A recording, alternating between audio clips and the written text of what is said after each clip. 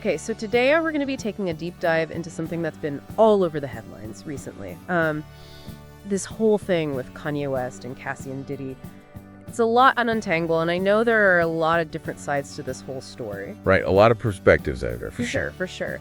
But what we really want to do in this deep dive is just try to kind of get inside Kanye's head a little bit, see the world from his point of view, at least when it comes to this whole situation. So we're going to be focusing specifically on what Kanye himself has been saying, on social media mostly. Exactly. His own words, his own explanations. Right, exactly. So I think a good starting point for this, this whole thing kind of blew up after Cassie told Kanye to basically STFU online, Shut up.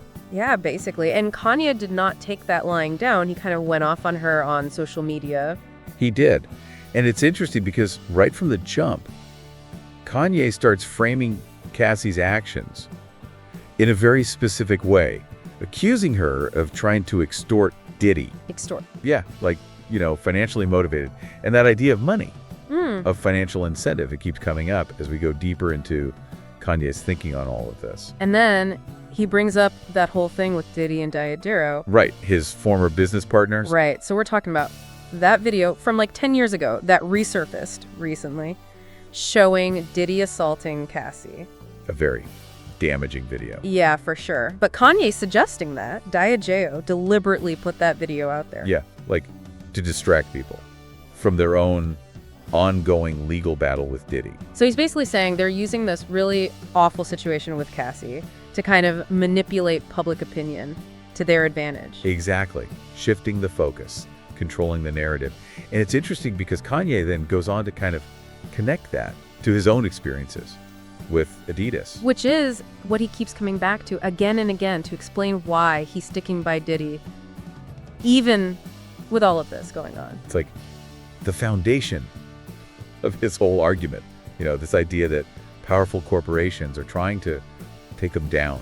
Right, and so when Kanye talks about Adidas, what he's specifically saying is that they froze his bank accounts right before he had to pay taxes. Which he sees as a deliberate attempt to set him up to get in trouble with the IRS. So not just a business dispute, like a personal attack. Exactly, and he's drawing a direct parallel between that and what he thinks Diageo is doing to Diddy.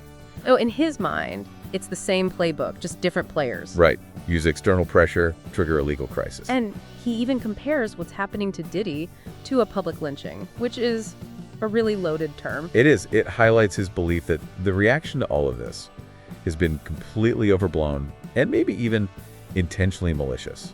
He points to the $50 million bond as evidence of how unfairly Diddy is being treated.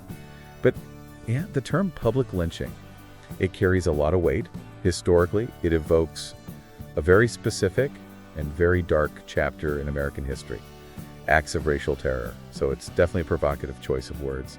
For sure, and it's important to acknowledge that throughout all of this, Kanye has also been very vocal about his doubts regarding Cassie's allegations. Right, he's questioning her motives, suggesting that her request for a $30 million settlement might be a form of extortion, which, given the seriousness of the accusations, is a really controversial stance to take. Yeah, she's accusing Diddy of some really horrific thing, but Kanye seems to be pushing back on that. He is. And then there's his interpretation. Of the assault video itself, he actually suggests that it could be an expression of true love.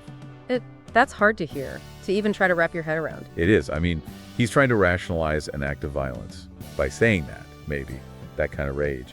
Plus, from a place of deep affection, he even questions whether it should be considered domestic violence or just public indecency. Which seems like he's trying to minimize the severity of what happened. Exactly. And then there's the claim he made about Cassie, that she used to run orgies. Yeah, we need to be very clear here. That's completely unsubstantiated. There's no evidence to support that. And honestly, it feels like a really low blow, a way to discredit her. It does, and it's important to state that we don't have any evidence to back that up. It's a serious accusation, without any basis, in fact. Right, so just to recap, Kanye's whole argument seems to be built on this idea that what's happening to Diddy now is similar to what happened to him with Adidas, that powerful corporations are trying to use their influence to destroy them. Right, and his support for Diddy stems from that belief that they're both victims of this kind of corporate manipulation. He sees the media attention, the legal battles, the huge bond amount as proof that Diddy is being unfairly targeted. And it's all tied back to his own experience with Adidas, feeling like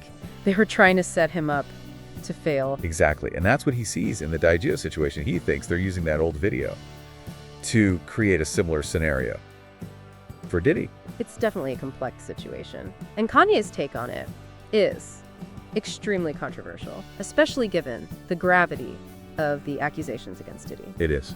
And it makes you think about the role of personal experience in shaping our perceptions.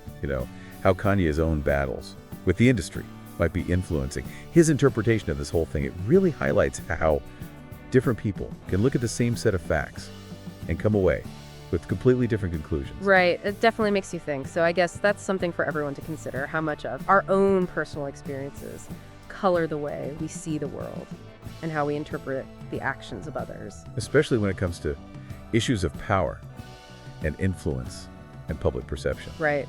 A lot to unpack there. But I think that's a good place to leave it for today. Thanks for joining us on this deep dive. Absolutely. And until next time, keep asking those tough questions. And thinking critically.